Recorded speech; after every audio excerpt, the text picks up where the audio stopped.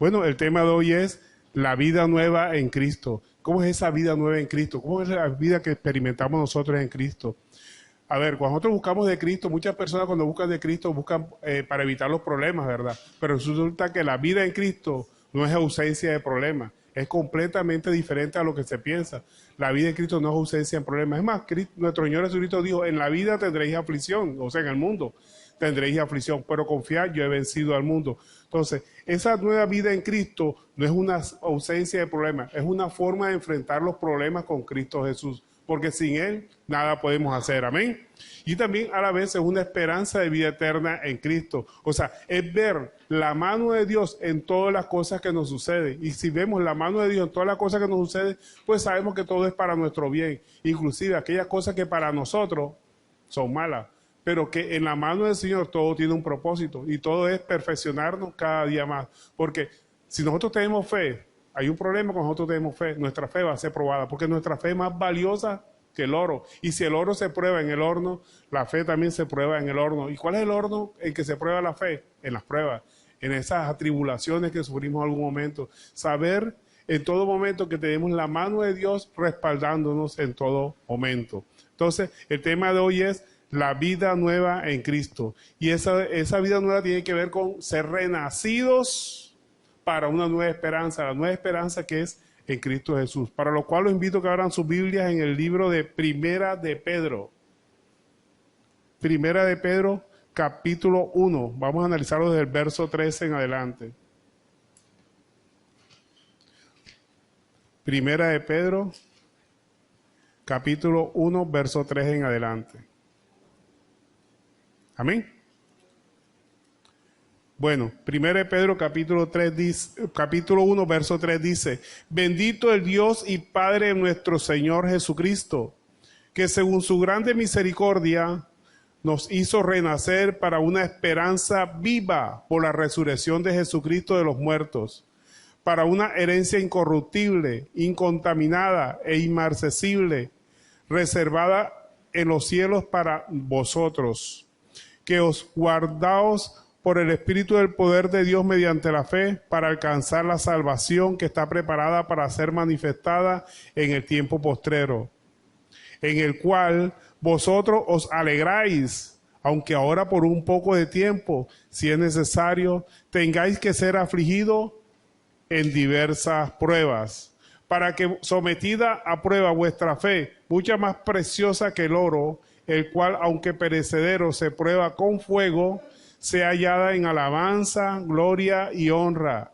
cuando sea manifestado Jesucristo, a quien amáis sin haber visto, en quien creyendo, aunque ahora no lo veáis, os alegráis con gozo inefable y glorioso, obteniendo el fin de vuestra fe, que es la salvación de vuestras almas. Amado Padre Celestial, te damos gracias por tu palabra, Señor. Ayúdanos en todo momento para predicarla. Entonces aquí la palabra de Dios nos está hablando de un renacer, de una nueva vida en Cristo. Y esa nueva vida en Cristo tiene que ver con volver a nacer. ¿Qué significa volver a nacer? Es eso lo que estamos hablando nosotros, el renacimiento. Porque nosotros tenemos que experimentar el nuevo nacimiento para poder ver la gloria de Dios. Cuando a Jesucristo le preguntaron que cómo era posible que una persona siendo viejo volviera a nacer, entrar al vientre de su madre. ¿Qué respondió Jesús? Él dijo, de cierto os digo que el que no naciere de agua y del Espíritu no puede entrar en el reino de Dios. Eso lo encontramos en Juan capítulo 3, verso 5. O sea, que es necesario nacer del agua y del Espíritu. ¿Y qué significa nacer del agua y del Espíritu? Hay muchas doctrinas que hablan que nacer del agua significa nacer del bautismo. Cuando lo bautizan a la persona, nació del agua. Pero eso es un simple formalismo. Sabemos que Jesucristo, nuestro Señor Jesucristo, nos dio una gran comisión que dijo, ir por todo el mundo y predicar el Evangelio y hacer discípulos y bautizarlos en el nombre del Padre, del Hijo y del Espíritu Santo, ¿verdad? Pero ese bautismo no nos da un nuevo nacimiento. Es un formalismo en la iglesia que es bien hacerlo y debemos hacerlo porque es un mandato de nuestro Señor Jesucristo.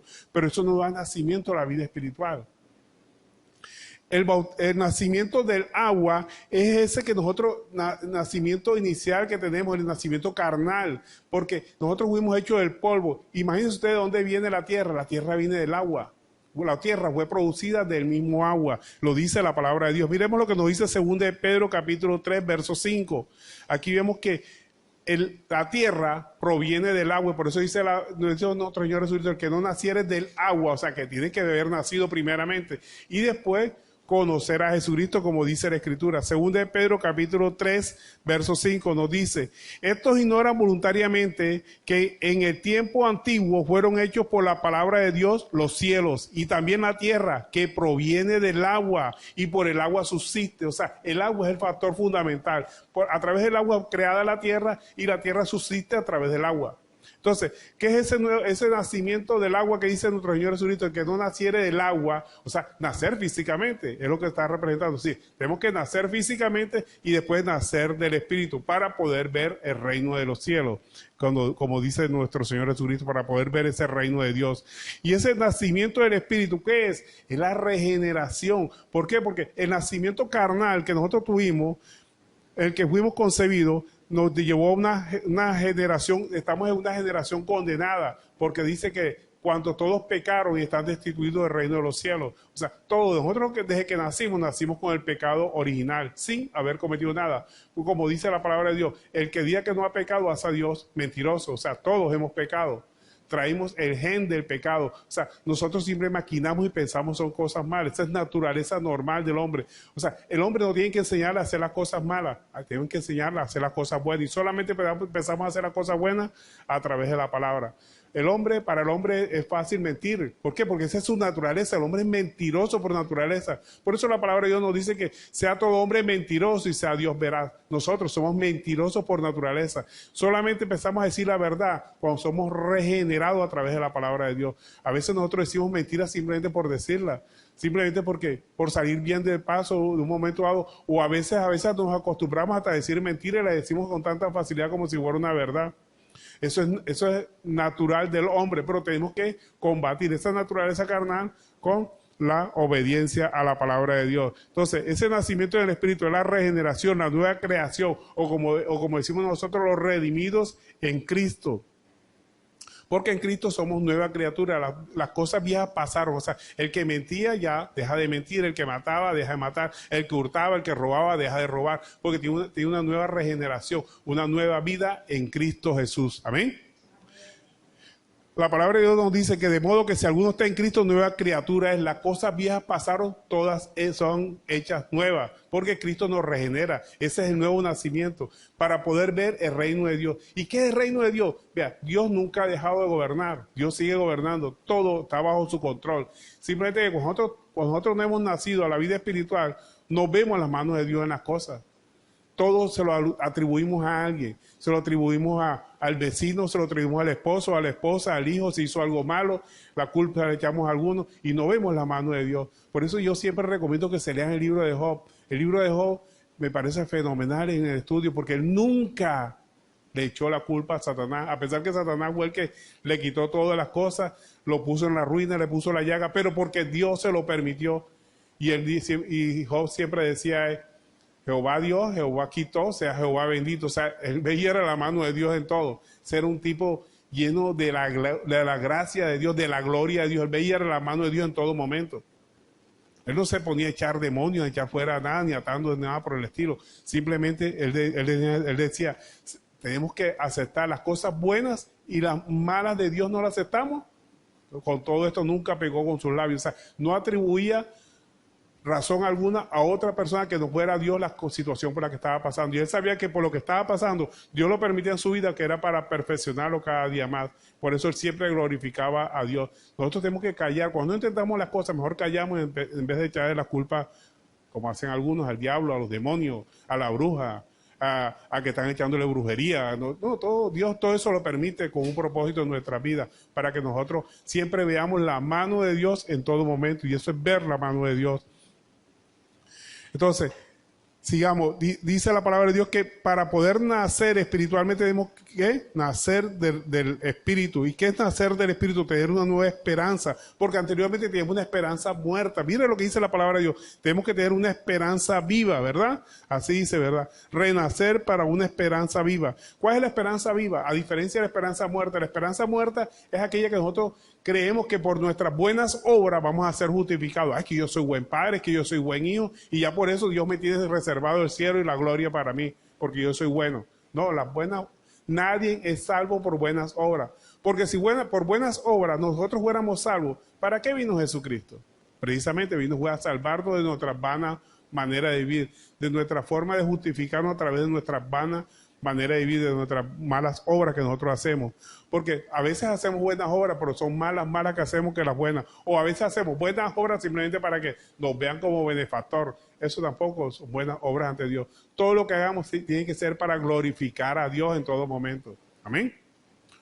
Entonces, las obras muertas son basadas en nuestras buenas obras para justificarnos. Creer que con nuestras buenas obras somos justificados. Pero sabemos que por gracia somos salvos por medio de la fe y no de vosotros, porque es don de Dios. Porque Dios no nos salva por obras que hagamos, sino para que nadie se gloríe. Solamente somos salvos por la gloria, por la obra redentora que hizo Cristo en la cruz del Calvario. Entonces, la esperanza viva de salvación debe estar basada solamente en la obra redentora de Cristo. Yo no puedo complementar la obra de Cristo. O sea, la obra de Cristo más mis buenas obras voy a ser salvo. No. La obra de Cristo es suficiente para mi salvación. Yo no necesito hacer buenas obras para ser salvo. Eso no quiere decir que si soy salvo voy a hacer malas obras. No, no. Porque como tenemos fe en Cristo, con base en la fe en Cristo, obviamente termino haciendo buenas obras. Pero lo que me justifica a mí no son las buenas obras, sino la fe en Cristo. Y la fe, como se prueba es por obra, obviamente terminamos haciendo buenas obras. Entonces, haciendo buenas obras fundadas en la fe es la esperanza viva. Todo para glorificar el nombre de Jesús. O sea, todo lo que hagamos siempre tiene que ser para glorificar el nombre de Dios. Porque en Cristo somos hechura suya, creados para buenas obras. Por eso es que cuando nosotros somos cristianos y vivimos conforme a la palabra de Dios, hacemos buenas obras. Pero sabemos que las buenas obras no nos justifica es nuestra fe en Cristo. Y con base en esa fe en Cristo, obviamente hacemos buenas obras. Amén.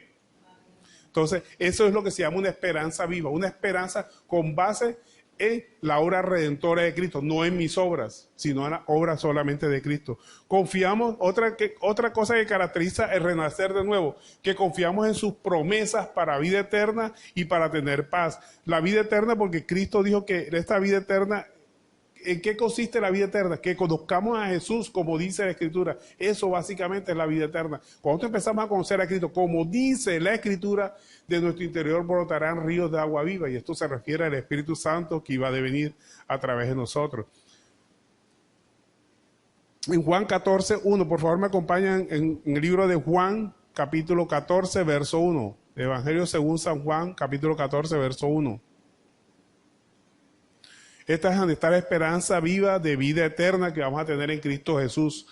Pero no solamente tenemos esperanza de vida eterna, sino también tenemos una esperanza de tener paz en esta vida. Entonces vamos a ver lo que se refiere a esa esperanza de vida eterna. Capítulo 14, verso 1 dice, no se turbe vuestro corazón. Creéis en Dios, creéis también en mí. En la casa de mi Padre muchas moradas hay. Si así no fuera, yo os hubiera dicho. Voy pues a preparar lugar para vosotros. Y si me fuera y os prepararé lugar, vendré otra vez y os tomaré a mí mismo, para que donde yo estoy, vosotros también estéis. Vean aquí una gran promesa de nuestro Señor Jesucristo, la gran promesa de Él que fue vida eterna en Él, con Él, junto con Él. Pero la otra promesa que tenemos aquí mismo en la tierra, no necesitamos entregar la vida al Creador. Aquí mismo en la tierra vamos a tener la paz. Esa paz para quitarnos el miedo a la circunstancia, para descansar del yugo del pecado. Porque mire, una persona que anda pecando, anda en desosiego. Una persona que se anda alcoholizando, una persona que se anda drogando, una persona que anda diciendo mentiras. Anda con un desosiego en su alma. Entonces, cuando nosotros empezamos a buscar de Cristo, empezamos a descansar de ese yugo que nos agobiaba del pecado. Porque empezamos a practicar la verdad de Cristo para cumplir la gran misión. Por eso Jesucristo dijo, mi paz os dejo, mi paz os doy. Yo no la doy como la da el mundo. ¿Cómo da el mundo la paz? A través de un dictamen médico, a través de un dinero extra que nos llegue. Pero es una paz efímera porque al final se va a ir. Pero la paz que nos da Cristo es paz en medio de los problemas. No es ausencia de problemas. Es paz en medio de las circunstancias adversas. Es paz en medio de esas circunstancias que nos están agobiando. ¿Por qué? Porque sabemos que es Dios el que está tratando con nosotros. Si nosotros somos hijos de Dios y queremos ser instrumentos en las manos del Señor, el Señor tiene que prepararnos. Pero en esa preparación, ¿qué pasa? Él nos va a quitar cosas que nos duelen. Cosas que amamos nos las va a quitar. Y como amamos esas cosas, Dios nos las va quitando para prepararnos para que empecemos a depender de Él, no de más nadie. Siempre dependamos de Él. Entonces, en la medida que Él nos prepara, nos va a doler. Ese proceso es doloroso. Pero ¿sabe una cosa? A Dios le duele más. Es como un padre, ¿verdad? Cuando castiga al hijo porque hizo algo indebido y lo está corrigiendo. No vas a ver televisión o no te vas a encontrar con tus amigos y lo encierra en el cuarto y no puedes salir de la casa. Yo creo que al padre le duele más ese castigo, pero lo hace con intención para que su hijo se corrija y no termine andando en malos pasos, ¿verdad? Así es nuestro Padre Celestial. Cuando nuestro Padre nos está corrigiendo y estamos sufriendo nosotros, Él está sufriendo con nosotros. No se preocupe, que Él también está sufriendo con nosotros. Y Él nos va a dar el alivio que nosotros necesitamos en todo momento. Y al final vamos a ver que ese proceso doloroso por el que estamos pasando es necesario para nuestra vida. Amén. Entonces, eso es lo que el Señor quiere, prepararnos para una vida mejor, para que podamos ser instrumentos en sus manos, para que podamos compartir las buenas nuevas de salvación, porque de otra forma no podemos ser instrumentos en sus manos. Él tiene que quitarnos muchas cosas que a sus ojos son malas, pero a nuestros ojos las amamos, y Él terminará quitándolas para que aprendamos a confiar en Él. El Señor nos dijo, ¿verdad? Mi paz os dejo, mi paz os doy. Yo no la doy como la da el mundo. No se turbe vuestro corazón ni tenga miedo. Nosotros tenemos miedo a las circunstancias. Cuando nosotros no estamos confiados en Cristo, no estamos afianzados. Podemos confiar en Cristo, pero no estamos afianzados en Cristo. Hay muchas cosas que nos dan miedo. Nos dan miedo cosas que están pasando en el mundo, ¿verdad? Nos da miedo que nos vengan a tocar a nosotros. Pero tranquilo, Dios tiene control de todas estas cosas. De todo lo que está sucediendo, Dios tiene el control. No es que nosotros le vamos a hacer una clamor aquí informándole al Señor lo que está pasando. No, el Señor tiene control de todo eso. Lo que nosotros tenemos que aprender es a confiar en Él. Dice el Salmo 91 que el que habita el abrigo del Altísimo morará bajo la sombra del Omnipotente. Y más adelante cuando dice, ninguna plaga tocará tu morada. Pero si tú habitas a la sombra del Altísimo. ¿Y qué es habitar a la sombra del Altísimo? Estar sometido a su poder, estar sometido a su palabra, obedecerlo en todo momento. Ninguna plaga tocará tu morada. Entonces tenemos que estar nosotros sometidos a Él y Él pondrá un cerco de protección a nuestro lado. Y si algún mal nos ataca a nosotros, siempre será para un bien. Acuérdense lo que dice la palabra de Dios. Todo lo que le sucede a los que conforme a su propósito son llamados es para su bien. Una enfermedad, una calamidad, todo eso es para nuestro bien. Así que estemos tranquilos, estemos gozosos de que estamos en las manos del Señor y que todo lo que está sucediendo, Dios lo ha permitido con un propósito. Lo ha permitido. Entonces, eso es lo que primero se nos va cuando nos llega la paz de Cristo, se nos va el miedo. Porque nosotros siempre, cuando nosotros no conocíamos de Dios, particularmente yo, le teníamos miedo a la muerte, ¿verdad? Y resulta que para llegar a Cristo tenemos que morir. Morir al yo primero. Morir a nuestros propios deseos. Que ya las cosas no son como yo quiero, sino como Dios los manda. Tenemos que aceptar la voluntad de Dios. Entonces, en la muerte es necesaria para nosotros, tanto en nuestros deseos como físicamente tenemos que morir para encontrarnos con el que amamos. Entonces, como decía el apóstol Pablo, que el apóstol Pablo deseaba morir, pero decía, también tengo otro problema, que tengo que hacer lo que el Señor quiere que haga, que es predicar su palabra, así que yo no sé qué elegir, que elija el Señor. En otras palabras, nosotros no podemos buscar nuestra propia muerte, a pesar que deseemos estar con nuestro Creador, porque sería suicidio, y los que suicidan no heredarán el reino de los cielos. Pero al verdadero cristiano, el que ama a Dios, desearía estar en su presencia. Porque, oye, si estamos hablando de Cristo, al que nosotros amamos, ¿qué es lo que más nosotros deseamos que encontrarnos con Él? Entonces, el cristiano que verdaderamente ama a Dios le pierde el miedo a la muerte. Algunos dicen, pero ¿qué pasará de mis hijos? ¿Qué pasará de mi familia? ¿Qué pasará de las personas que dependen de mí? ¿Será que el Señor no tiene control de eso?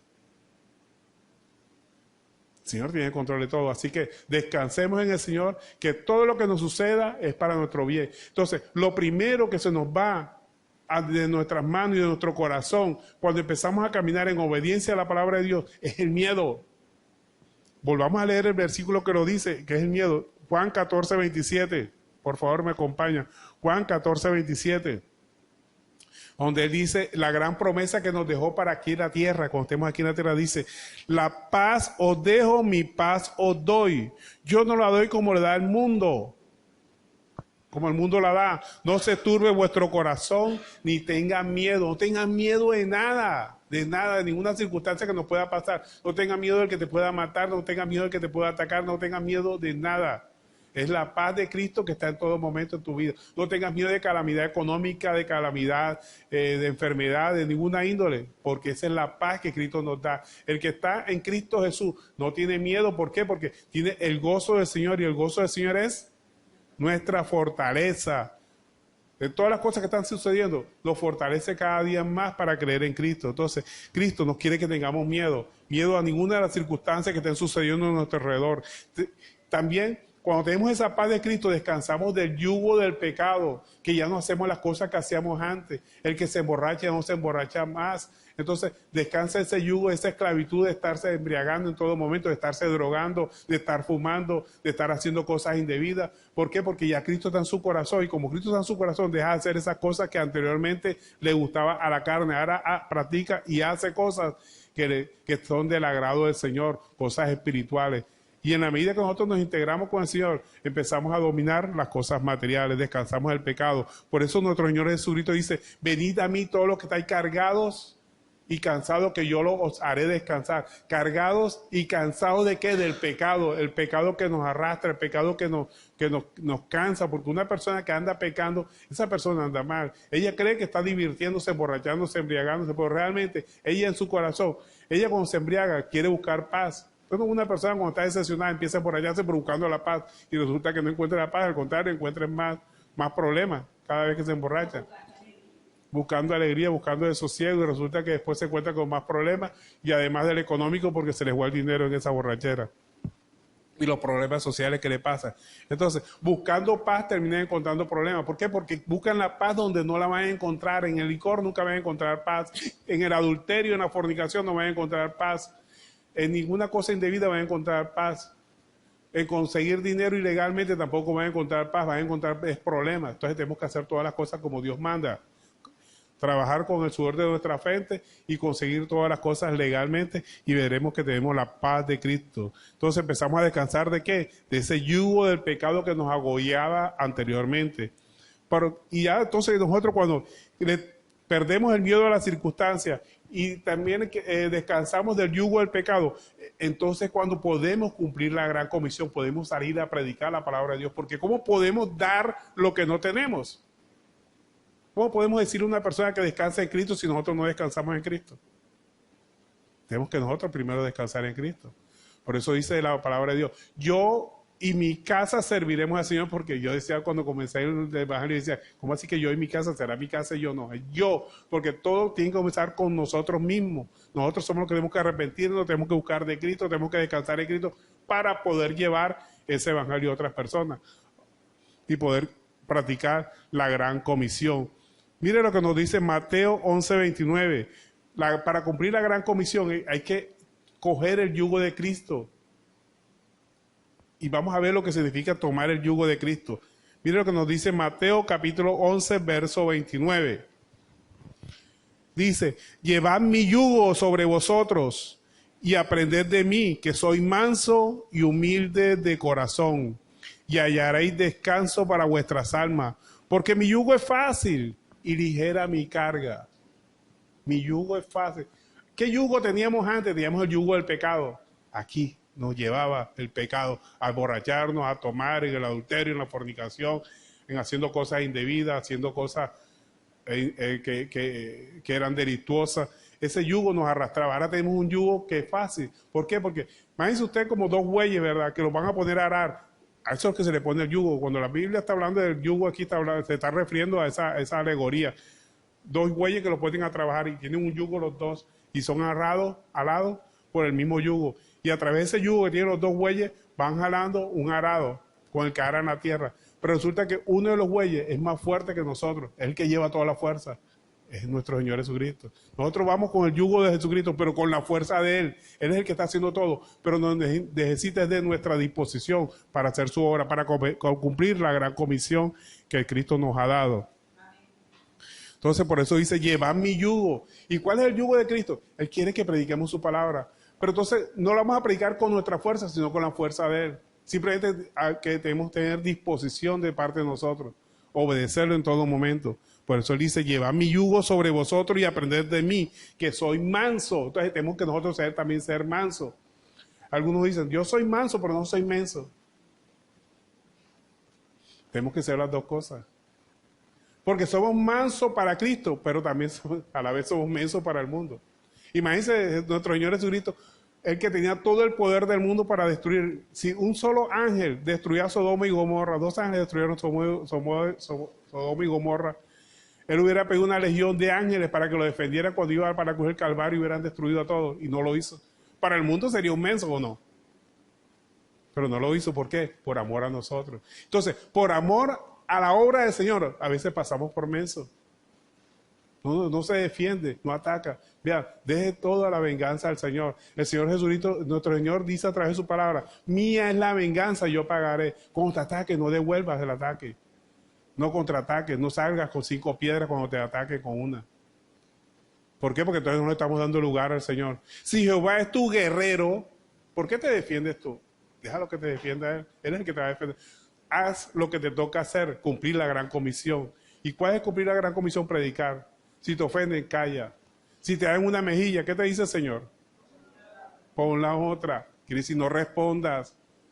Si quiere que lo acompañe en una milla, ves con el 2.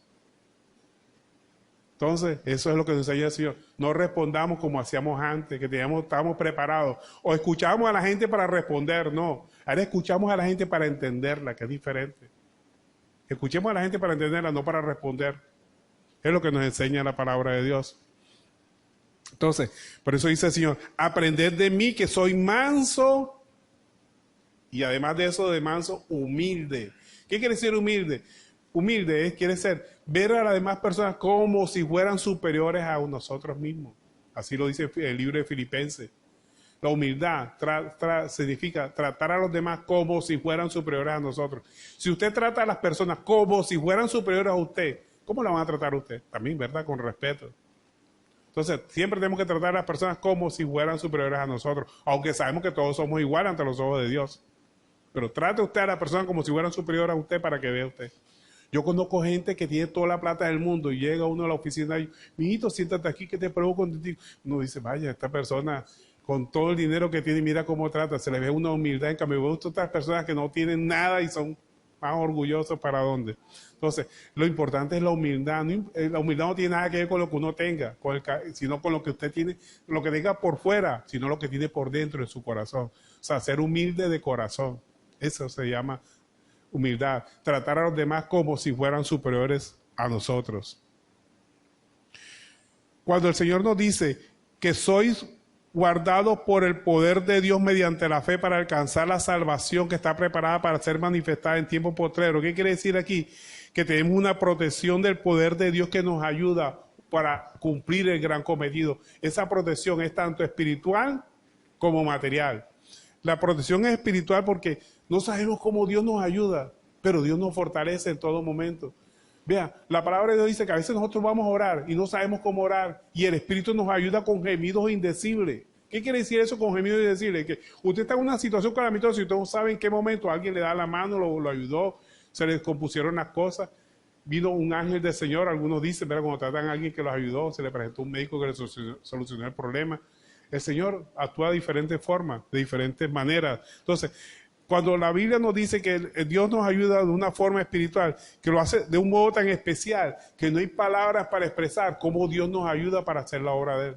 Usted simplemente dedíquese a hacer la obra del Señor y Él se encarga del resto. Por eso yo siempre le he dicho a ustedes, busquen primeramente el reino de Dios y su justicia. Cuando estemos orando, siempre ore por necesidades espirituales, como que Dios le dé sabiduría para predicar la palabra de Dios, que Dios le dé almas para compartir el evangelio y verá que el Señor le da eso y además se encarga de sus necesidades. Las demás cosas vienen por añadidura. ¿Y cuáles son las demás cosas que vienen por añadidura? Sus necesidades, la física. Entonces siempre pidamos por cosas espirituales. Nunca pidamos por cosas materiales nuestras, siempre sino por cosas espirituales. teniendo en cuenta que las cosas materiales, las aflicciones por las que estamos pasando en un momento, siempre Dios nos dará lo mejor para nosotros, no lo que nosotros pedamos. Porque hay veces nosotros pedimos cosas buenas para nosotros y no son malos, y no es malo pedir. Lo que pasa es que Dios tiene muchas cosas mejores para nosotros que las que nosotros le estamos pidiendo. Por poner un ejemplo, está pidiéndole un carro y dice, espérate un momento, mijito, y te voy a dar, no un carro, te voy a dar una flota de carros. Pero nosotros nos desesperamos y a veces creemos ser más inteligentes que Dios y hasta le planteamos soluciones a los problemas. No. Preséntele los problemas a Dios, pero no las soluciones vienen de parte de Él. Siempre presentemos los problemas, no las soluciones. Señor, estoy pasando por esta necesidad, Señor, y el Señor, no sé qué hará el Señor, pero el Señor siempre viene en nuestro socorro y nos ayuda, pero no como nosotros queremos. Entonces, por eso es que nosotros a veces no vemos el milagro de Dios, porque nosotros le presentamos el problema, planteamos soluciones, y a veces se solucionan los problemas, pero no como se la presentamos al Señor. Entonces, ¿qué pasa? No vemos la mano de Dios. No vemos el milagro de Dios. Porque las cosas no se solucionaron como yo se las planteé a Dios, sino de otra forma. Entonces ya fue porque Carlito me ayudó. Resulta que fue que Carlito fue tocado por Dios para que te ayudara y tú no ves el milagro de Dios. Entonces, planteemos el problema a Dios, sí, correcto, pero no la solución. La solución viene de manos de Él. ¿Cómo? No sabemos, ni yo tampoco la sé, pero de que viene, viene. Porque Dios siempre es un Padre amoroso, misericordioso, que tiene control de todas las cosas que nos pasen. Entonces, Él lo que busca es la salvación del alma por medio de la fe en Cristo Jesús. El propósito del Señor, vean, no es que nosotros nos vaya bien en esta vida, no, material, porque Él lo dijo, ¿verdad? En este mundo tendremos aflicciones. Lo que Él quiere es la salvación del alma definitivamente. Lo más importante para Él es la salvación del alma. ¿De qué le sirve al hombre ganar el mundo, ganar casas, carros y todo lo que hay en esta tierra y su alma se pierde? O sea, lo más importante es la salvación del alma y es lo que el Señor quiere en todo momento. Mire lo que nos dice Romanos 8:26. Cuando nosotros somos débiles, otras veces no sabemos ni cómo pedirle al Señor. Entonces, ¿qué tenemos que hacer nosotros? Simplemente nada más presentarle el problema. No le pida más nada, preséntale el problema y el Señor verá lo que Él hace. ¿Cómo lo va a solucionar? Él sabrá. Lo que sí les garantizo es que Él es más inteligente que nosotros. Romanos 8:26. Entonces, mire la debilidad nuestra, que somos más, o vamos a verlo de otra forma, somos menos inteligentes que Dios. Entonces, ¿cómo oramos a Él? Mire lo que dice aquí. Y de igual manera, el Espíritu nos ayuda en nuestra debilidad, esta debilidad que no sabemos qué pedir. Pues, ¿qué hemos de pedir como conviene? No lo sabemos, pero el Espíritu mismo intercede por nosotros con gemidos indecibles. O sea, Él nos va a ayudar y nosotros al final no sabremos cómo expresar la forma como Él nos ayudó, pero de que nos ayuda, nos ayuda. Nos ayuda con gemidos indecibles, o sea, con cosas que nosotros no sabremos cómo explicarlas con palabras, pero vemos la solución. Y la solución más fácil que nosotros podemos encontrar en nuestra vida es aceptar la voluntad de Dios. Imagínense a nuestro Señor Jesucristo cuando iba para la cruz del Calvario. Para la cruz del Calvario. Está en el monte Cólgota, está ahí orando, sabiendo que va para la cruz. Y Él le dice, Padre, si quieres, quita de mí esta copa. O sea, no me dejes ir allá. Pero que no se haga mi voluntad, sino la tuya. ¿Y qué pasó? Llegó un ángel del Señor a fortalecerlo. O sea, que era necesario que él pasara por esa prueba. Entonces, hay necesidades, hay aflicciones materiales, las cuales son necesarias que pasemos. Pero cuando nosotros entramos en oración, Dios nos va a dar la fortaleza para soportarlas. Son necesarias. Hay aflicciones necesarias, indiscutiblemente. La muerte de un familiar, una aflicción necesaria, tenemos que pasar por ella. El Señor nos va a dar la fortaleza para pasar por ella. Entonces, eso es lo que nosotros tenemos que orar por una persona que está pasando por una aflicción cuando ha perdido un familiar. Orar para que el Señor la fortalezca espiritualmente.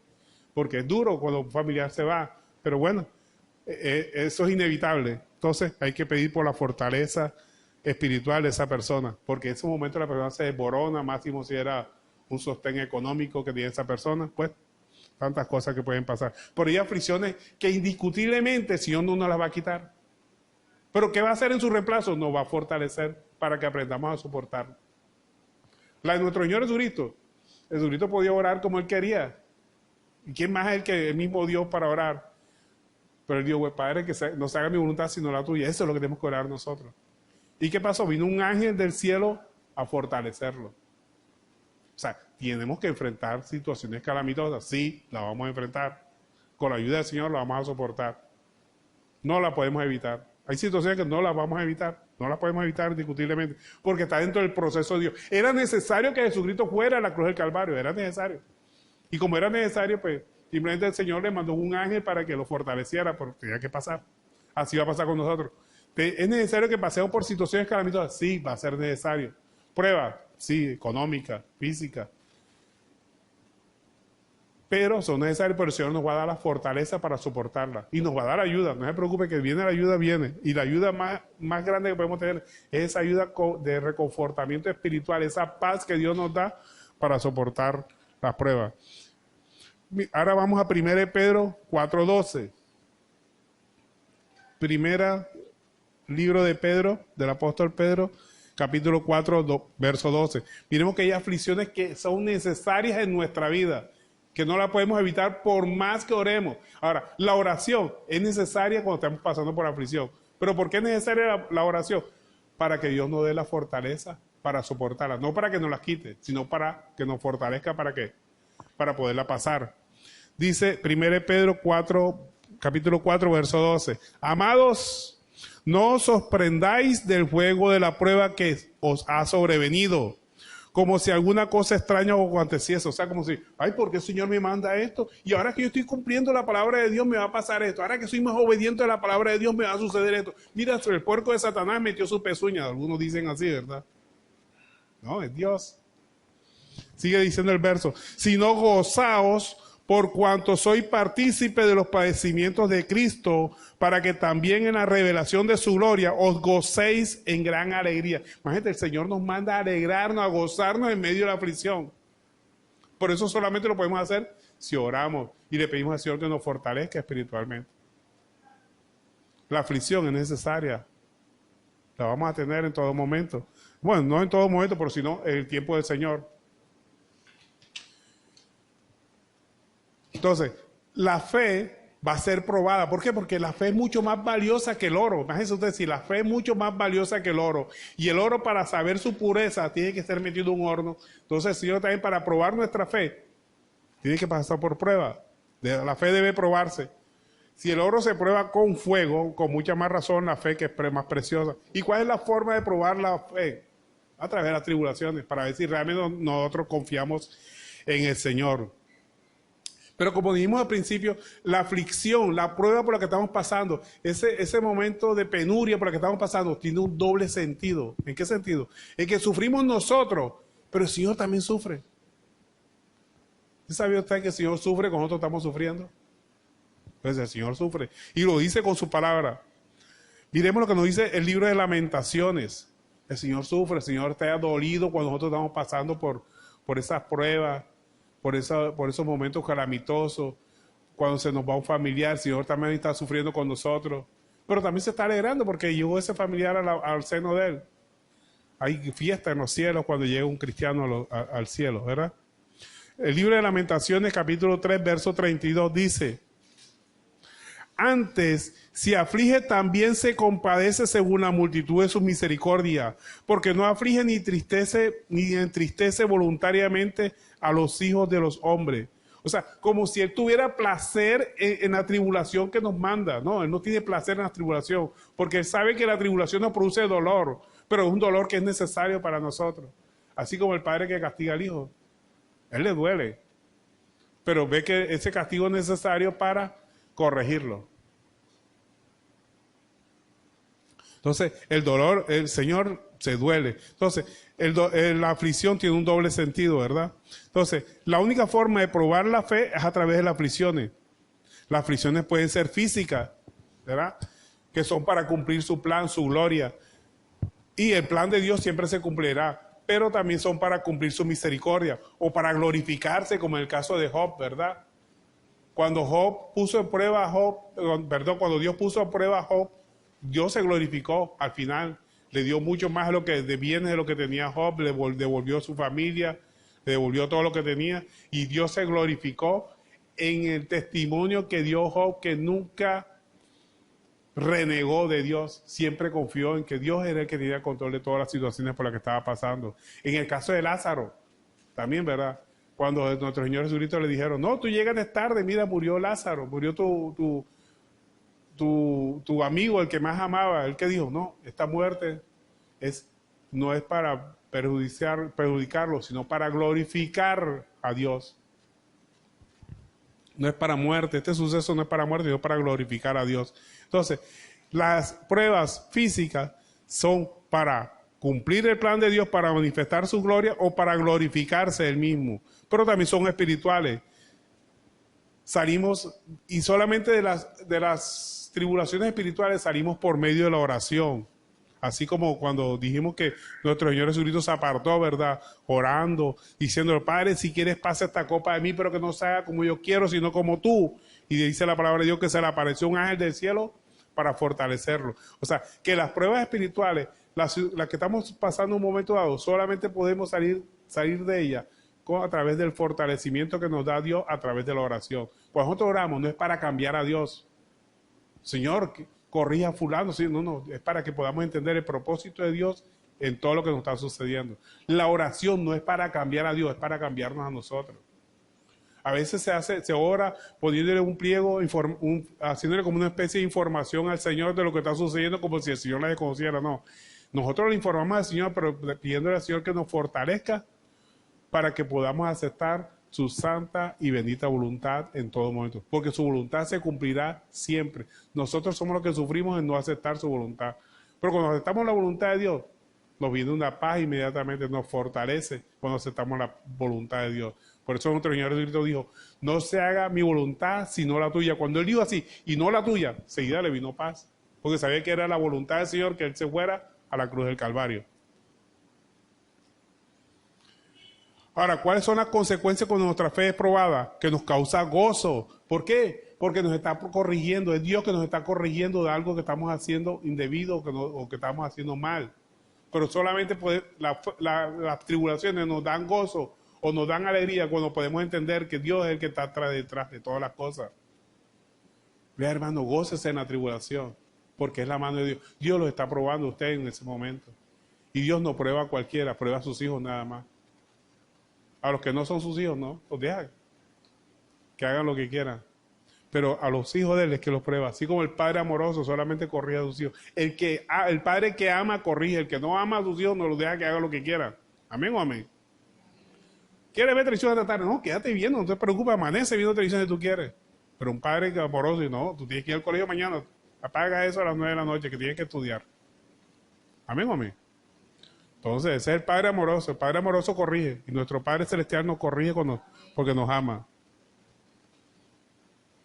Entonces, la palabra nos dice que obteniendo el fin de vuestra fe, que es la salvación del alma. El fin de la fe, el objetivo de la fe es la salvación del alma. La fe no es para obtener milagros.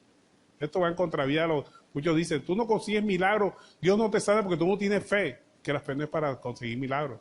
La fe es para salvación del alma, así lo dice el libro, el texto que estamos estudiando, ¿amén? En 1 Pedro capítulo 1, verso 9. Obteniendo el fin de vuestra fe, que es la salvación de vuestras almas. O sea, el objetivo es la salvación del alma.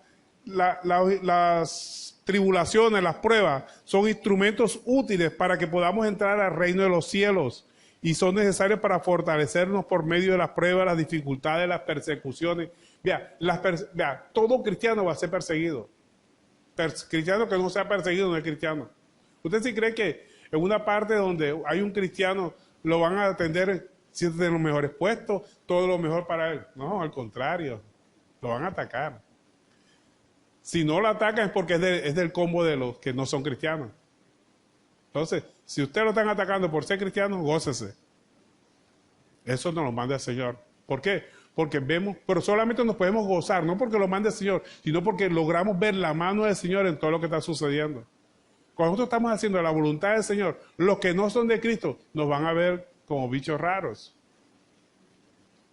Y nos van a atacar. Eso es normal. Pero gócese en el Señor porque porque usted está haciendo la obra de Dios. Y si usted está haciendo la obra de Dios, ese gozo es el que lo va a fortalecer a usted. Así como dice la palabra de Dios, el gozo del Señor es nuestra fortaleza para seguir adelante. Mire lo que nos dice Hechos capítulo 14, verso 21, cuando vienen las pruebas. Y son necesarias las pruebas y las tribulaciones para el cristiano. Cualquiera persona que esté buscando a Cristo y crea que todo va a ser color de rosa, le digo que está en el camino equivocado. O sea, como dice por ahí, una propaganda, está equivocado completamente esa persona. Hechos capítulo 14, verso 21, está en el lugar equivocado si cree que no va a haber tribulaciones, que no, la vivienda. Si cree que no van a venir tribulaciones, que cree que va a venir todo es color de rosa y todo le va a salir bien porque está de la mano del Señor, está completamente equivocado. Hechos 14, 21. Amén. Dice, y después de anunciar el evangelio en aquella ciudad, o sea, ya había convertido, ya habían cristianos ahí, y hacer muchos discípulos, volvieron a Listra, a Iconio y a Antioquía, confirmando los ánimos de los discípulos, exhortándoles a que permaneciesen en la fe y diciéndoles, es necesario que a través de muchas tribulaciones entremos en el reino de Dios. ¿Quiere entrar en el reino de Dios? Pues van a venir tribulaciones. ¿Por qué? Porque el reino de Dios es completamente el reino del mundo. ¿Qué es el reino del mundo? Tener todo, casa, carro, beca, que me traten bien, que me traten como un rey en la empresa donde yo trabajo, donde yo estudio, en todas partes me miren bien y apenas llego yo, aquí llegó el ministro, aquí llegó, que el mundo me trate ilustremente. A los hijos de Dios no lo van a tratar así.